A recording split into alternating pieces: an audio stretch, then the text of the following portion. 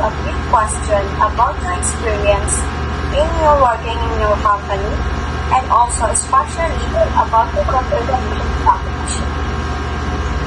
Of course, I'm happy to share what I know. Sure, I love to share what I experience from work. You first, Pata, can you tell me a bit about your role and how long you've been within your company? I've been working as an HR supervisor at PLDT company for the past 3 years. My primary responsibilities include recruitment and onboarding. This will assist in the recruitment process, including posting job ads, screening applicants, and conducting interviews. Also, benefits administration. This is coordinate the administration of employee benefits such as health insurance, retirement plans, and paid time off. Wow, how nice of being HR supervisor.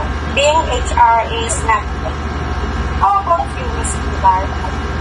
How does your compensation package break down? What is your base salary? To my experiences in my work, my base salary is 360,000 per year. That's been my salary since I was hired 2 years ago. I see. And does that base salary include any benefits or is that your just take home pay? The base salary includes my health insurance or coverage, which is a PPO plan that the company pays 50% of the premiums for. I also get 15 days of paid time off per year. Okay, that's helpful context. How about you, Ms. Pata? Do you also receive any other forms of compensation beyond the base salary and benefits? Yes, there is also a performance-based bonus program.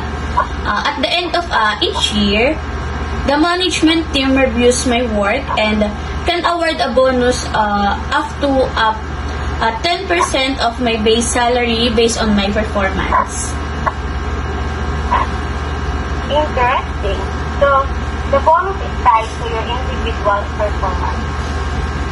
And Ms. Baiban, are there any other incentives or perks that are part of your compensation package?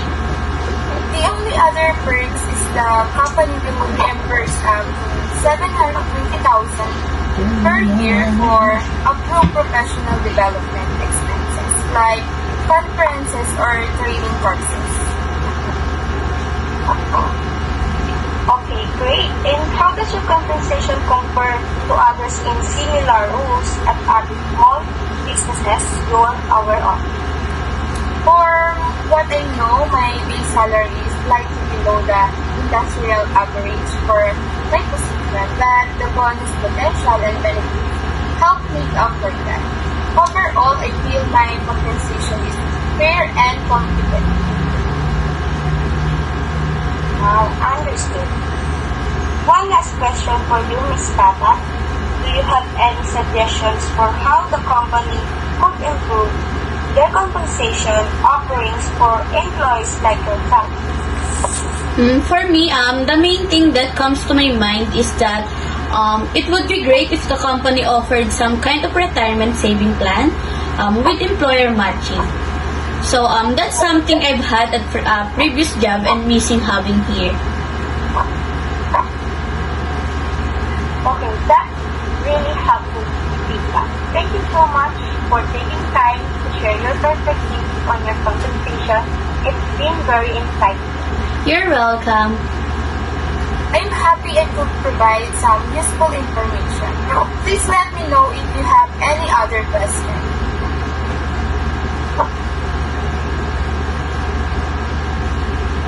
Will do. Thank you so much for giving time with me, everyone. The information you shared was very helpful and appreciated. Have a good day, everyone. Thank you. Thank you.